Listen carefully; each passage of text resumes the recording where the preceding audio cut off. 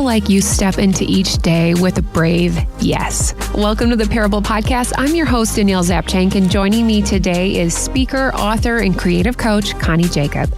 Connie shares about her journey of discovering bravery through breakdancing and overcoming insecurities. She emphasizes the importance of creating environments where people feel like they belong and they can be brave. I just figure while I'm out there creating, there's so many problems in the world, but my favorite quote is, perhaps life isn't a problem to be solved, but beauty to create. And here we are with beauty to create and co-create with the Father. How can we come alongside and help these women see, hey, I have a solution for something out there? Here's my conversation with Connie Jakab.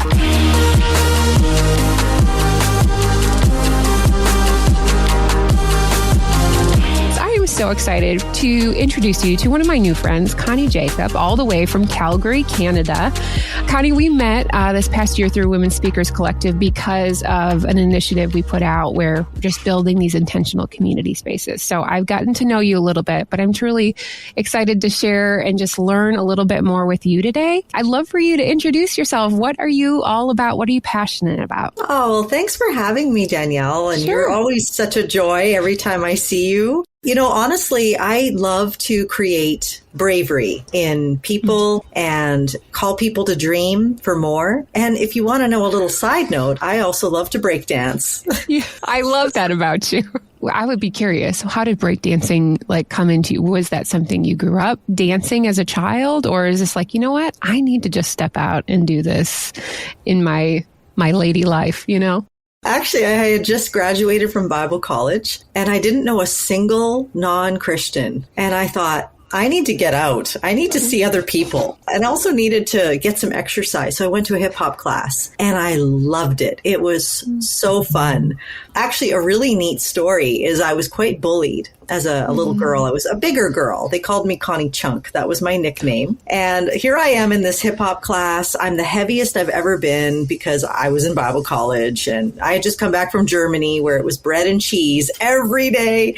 And I remember us forming this circle. So in hip hop, that's called a cipher. And everyone was going to go into the middle to dance. And I remember thinking, that's the last place I want to be. I don't want to be seen. I just want to stay in the back of the class. But I went in the middle. I did a really lame move. And when I came out, the gal next to me said, wow, you are so courageous. And I remember thinking to myself, you see courage in me. You don't see the big girl right now. And I'll tell you, that moment really impacted my life. And that got me back to class. I ended up teaching hip hop to, a lot of the youth at risk I was working with at that time. And it became a real part of my ministry. Wow.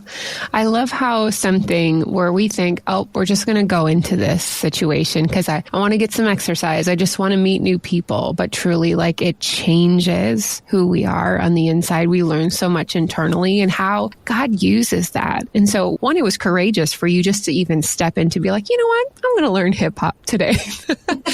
That's so beautiful. I love that. So you live in Calgary. I've never been there. If I joined you today for lunch or we were going to go walk around Calgary, what would we go do? Oh, well, I would have to take you to the Rocky Mountains. Oh, wow.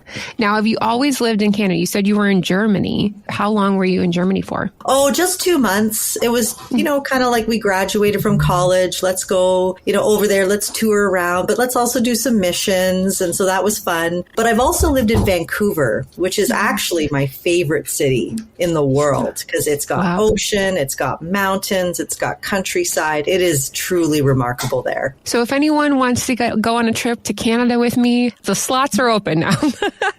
Connie, one thing I appreciate about you, and you kind of said this, alluded to this in the beginning, is that, you encourage dreaming. And I feel like that even from that hip hop story that comes out of that. Why do you think for many of us, it is hard to dream or even go there? Well, I know for me, it's been kind of like, who, me? Are you, what? When they're talking in church or I'm hearing a message about doing things that you dream of, I always was thinking that was for someone else. Maybe the one that was smarter than me, the one that was prettier than me, the one who was more eloquent than me. Mm-hmm. And I grew up with quite a limited ceiling over my head. And like I said, that moment really did change my life. And as I started to get a little brave, little bit by little bit. So we're not talking like big steps. We're talking baby steps. I started to get more and more brave to dream. And now, I mean, I think I've owned 3 companies and 2 nonprofits, produced theater, traveled the world. And now I see the world through, oh my goodness, if we could just imagine, what do we want to create? I really see the possibilities and now love passing that on to women who felt like me. Like, who, me? Yeah. Mm-hmm. You said the words breaking through like these limited ceilings.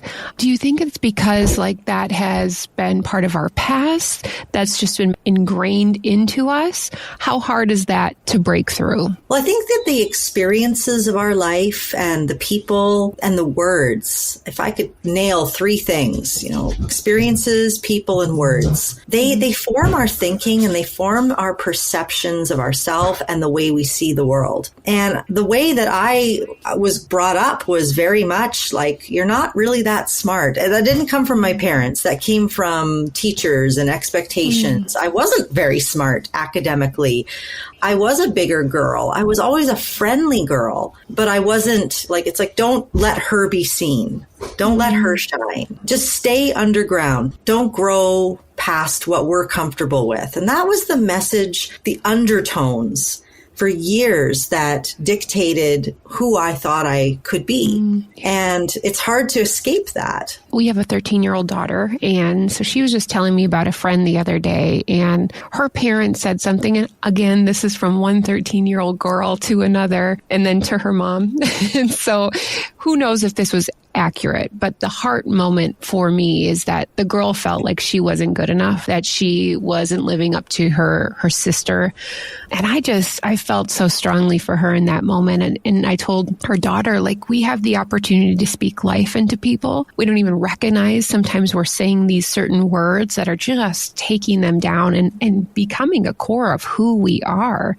And I had to just go and we have a younger son, and I had to go talk to him. And I'm like, I want you to know that no matter what you do, like, I don't expect you to be your older sister, and I don't expect you to be the same. And I just want you to be you. And I think, that really takes some level of bravery in all of us, kind of what you were talking about earlier. So tell me a little bit of like, just leading into bravery for you. What does that look like, even though you've had these people, these thoughts in the back of your mind from a long time ago? I think for me, bravery has been definitely baby steps. I call it chiseling. When I wrote my first book, it was actually a blog. And even the bravery to write a blog, isn't that funny? I'm almost embarrassed to say it, but who am I to write a blog? Yeah. It almost sounds funny, but those limiting beliefs of who do you think you are? You're not a writer. There's so many blogs out there. Who needs yours? Like all those thoughts. And I just started writing the blog, and I wouldn't say it picked up at all.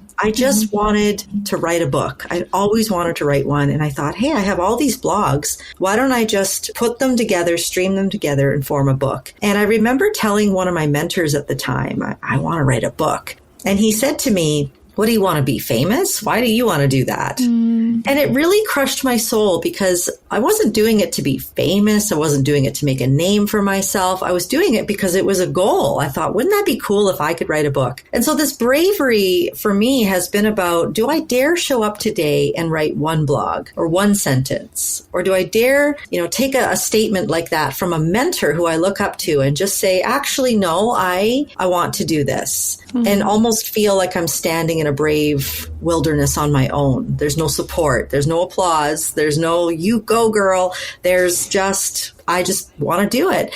And that feels brave, because it doesn't feel natural to do things without feeling like, well, of course I could do this. Of course I could write a book. But those feelings aren't often there. And I'm finding that more and more. The more I expand and dream a little bit bigger, that feeling of course I could do this is never there. That resonates so much with me, Connie. I think the same thing, just about anything sometimes, whatever I'm doing, whatever initiative, whatever, just even like stuff in our house. Just, why are you doing this? Are you trying to be famous? No, I'm not. And I think that's important for what you just said, just showing up truly just for yourself, because you want to either prove or you want to get better, you want to learn, you want to grow. that is the part of bravery in stepping into that space. So thank you for that encouragement. Well, Connie, this is a podcast where we get to hear stories, and I know you've already kind of shared a couple, but what would be your parable story that you feel led to share with us today? Well, I have always identified with the parable of the lost sheep. A lot of my work has been in schools and working with, kids that are just falling through the cracks. Those kids who are lurking in the corner and they look so prickly or they look so desolate. And I think about Jesus going and leaving the 99 to find that one. Mm-hmm. And throughout many, many years and actually teaching hip hop in schools and forming that same circle and doing an exercise that I developed over 20 years of what creates bravery in people. And it was a social experiment. I would teach them some dance, and then I would get them in a circle, and I'd look at the person on my right, and I'd say, now everyone's going to get a chance to go into the middle to dance. I didn't say they had to. I just said you're going to have a chance. And what I would ask them to do is just deeply notice what creates bravery and what takes it away. And it was interesting that the kids that would go in the middle of the circle were the ones who would lurk in the shadows of the school, the ones that were ostracized, the ones that were socially anxious. Those were the kids that were going into the middle. There was this one kid named John once. He was quite bullied. He never really engaged in anything. And he had said to me, please don't make me go in the middle of that circle. And of course I said, John, nobody ever has to go in the middle. You're free to choose. And that day he chose to go in the middle of that circle. And when I asked him after, John, like you said, you didn't want to go in. What got you there? He said, I don't know. I just felt so free. And it was the atmosphere, the environment that we created over 20 years. This was where I was bringing these students to. When we lean in and when there isn't judgment and there's freedom to risk and to try and not be amazing and everyone's still there supporting you, clapping, that there's going to be bravery there. And I saw kids with paralyzing anxiety go into the middle of these circles. And so it proved to me again and again that if we create atmospheres and environments where that one is welcome, we're always amazed at how they might show up, how they might actually become brave right in front of our very eyes, which is interesting because I feel like that's a real reflection of what happened to me. Connie, what would you say as you were learning this and cultivating this over 20 years? What do you feel like God was really teaching you throughout that experience? Oh, there's a couple of things, and it just moves my soul. First of all, he talks to me a lot about how he doesn't send people away. He brings them closer. Anyone who's hurting, he's like, bring them in, make that circle tighter, and make that circle so that everyone feels like they belong, because that's what Jesus does, that searching after that one lost sheep. He's saying you matter. Your life matters. And this relentless pursuit of the Father to find people who are lurking in their corner, shaking back and forth, wondering, do I even count in this world? And for him to say, yes, you do. And we have a place in the circle for you. And we're going to make sure that you leave here braver than you thought you were. That's so good. When you were talking about belonging and that you matter, when do you think like you first kind of felt that sense of belonging or mattering? And that could have been from your childhood. Maybe it wasn't even till adulthood, or maybe it's just like that core memory of like, gosh, I know that I matter in this space. I think over the course of many years, like that moment in that circle, wow, you are so courageous. I mean, that really shifted something for me. But I will say it was actually one morning I was doing my quiet time, and all of a sudden I just like the Lord just made it so real to me in my heart. You belong, Connie. I actually got a little tattoo. This little heart actually faces outwards. No one has to create that for me. I can show up to any room, and I love Erwin McManus. He makes a statement, you belong in the room. And you belong in the room because you belong. It went from my head to my heart. No one creates this for me. God's put this in me. This is there. No one can steal it. And now I can extend my hand, even to an enemy, even to someone who has put me down, even my mentor who said, who do you think you are? I could extend my hand and say, actually, you don't create this for me. I create this for me in my secret place with the Lord, who gives me the courage to know that I belong. And I can't explain it. It just became very real. I love that. Connie, when would you say that Jesus became more than just a name to you? Did you grow up in the church? I mean, even for those of us that have grown up in the church, like there is a moment where you're just like, actually, like this is truly when I understood what Jesus was in my life. I did grow up in the church, but it really became my faith. Jesus became someone I would relentlessly follow in grade 11. And it was because my youth pastors really took an interest in me. So again, I always come back to, yeah, Jesus can find people in their corner on their own. But it took my youth pastor and his wife to really take interest in me and bring me close for me to go, oh, I think I'm understanding the love of the Father. Their welcoming of me allowed me to be open to the welcome of the Father. For those of us, you know, just as we go throughout our days, sometimes we just get so caught up in doing our to-do list or whatever we have to do that we don't look for the lost one in the corner. We don't see the people that are all around us. And sometimes that's even in our home.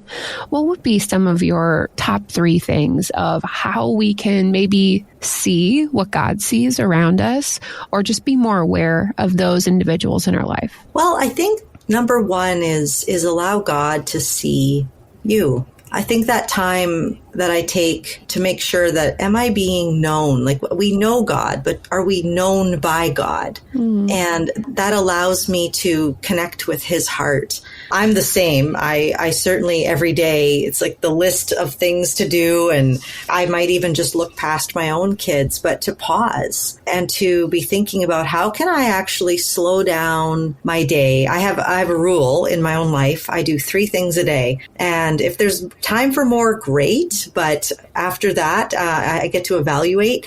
And I like this slow pace because it allows me to have interruptible moments. It allows me to be able to look at people. And that's one thing that we're noticing in schools. Kids aren't connecting with one another anymore. And so that's really, really important right now, I believe, in our society. And then number 3 is I do practice this art of I see you. I'll look at people walking down the street and I'll just be like, I wonder, like, what's the gold inside that person? Or when I'm chatting with you, I'm thinking, there's the gold I see in Danielle. Well, just on a practical level, when you say you only do 3 things a day, like, does that mean just for work related, just for home, or just all? I'm very curious because I'm like, my list is very long, like an uncomfortably long list.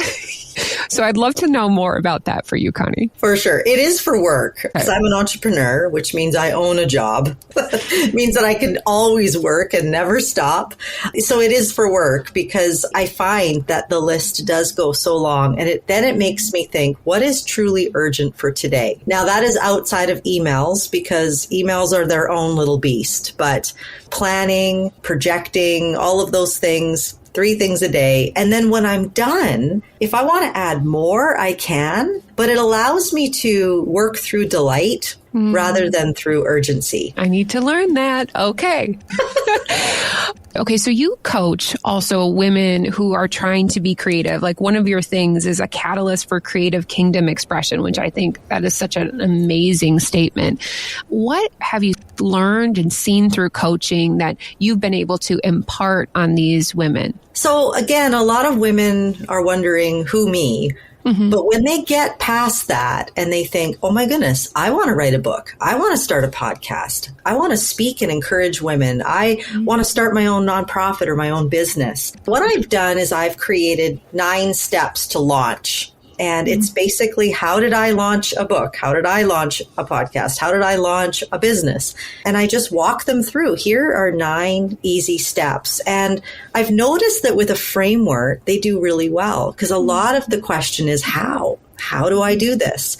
And I do it through community. So what I also learned was that I could one-on-one coach, which was great, but we would get into the weeds. Whereas in a group, it's like, let's go through this together. Let's walk through these 9 steps together. And they would encourage one another, which kind of goes with my whole message of belonging. And they would spur one another on. And so it's been really beautiful. I just figure while I'm out there creating, there's so many problems in the world, but my favorite quote is, perhaps life isn't a problem to be solved, but beauty to create. And here we are with beauty to create and co-create with the Father. How can we come alongside and help these women see, hey, I have a solution for something out there?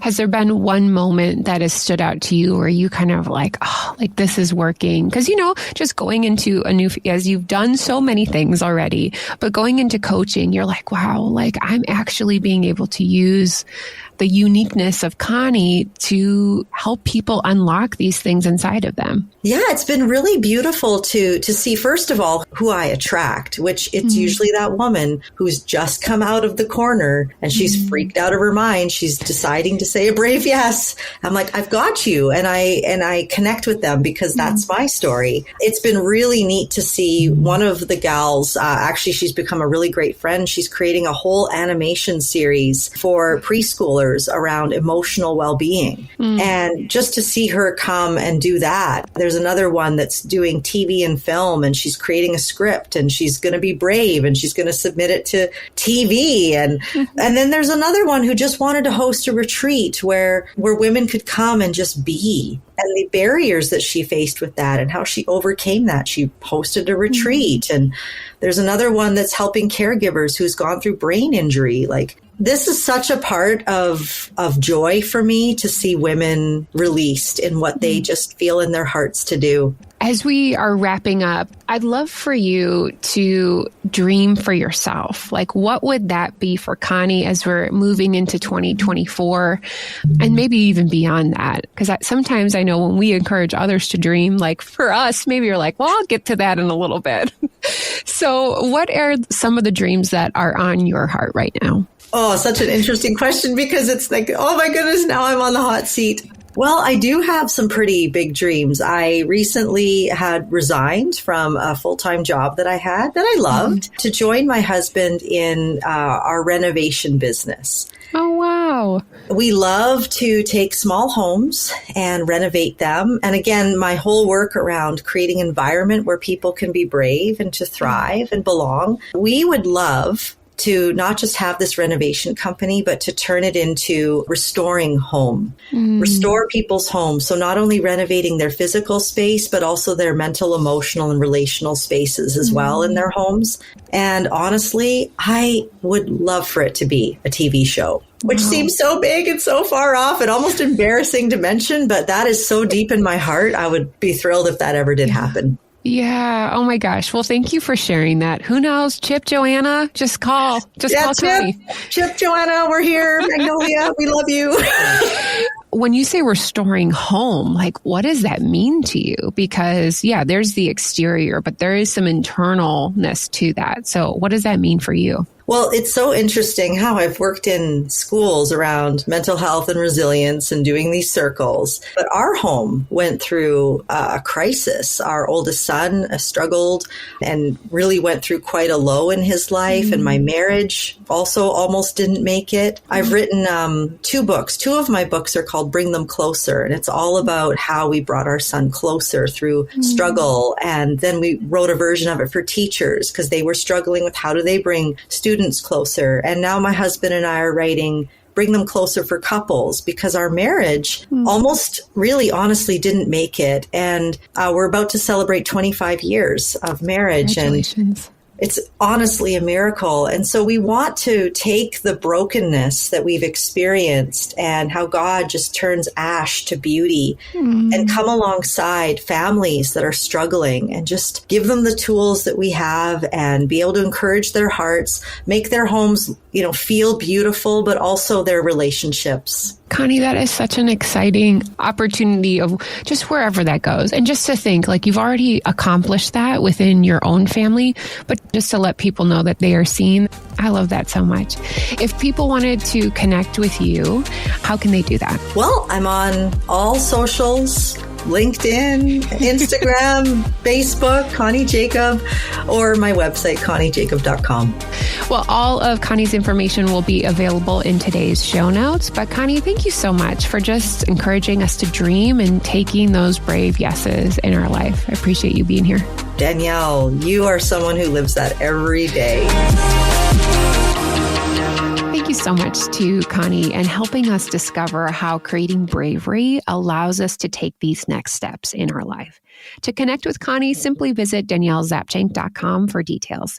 And here are 2 reflection questions from our time with Connie. Number 1, how can you dream big and pursue your passions going forward? Number 2, how can you begin to take a small step to create environments where people feel like they belong and can be brave?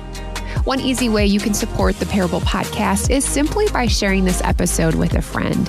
If you could pass that along today, that really helps people find out about these amazing parable stories. And thank you to my technical producer of a husband, Eric, for his mad editing skills. That's going to do it for today. I'm grateful that you took the time to spend it with me. Remember, your parable showcases how God always sees you. We'll see you back again next week on the Parable Podcast.